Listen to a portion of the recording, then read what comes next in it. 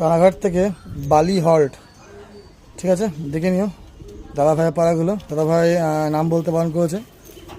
তা দুটো সেট, একটা সেট সরি, এটা হচ্ছে মাদা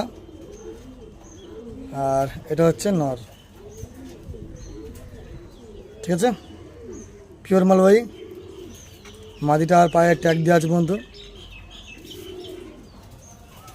ঠিক আছে। আর সো দাদাভাইকে বলবো, এই যে এটা মাদা, এটা নর, কাচ্চি পিলিয়াকের।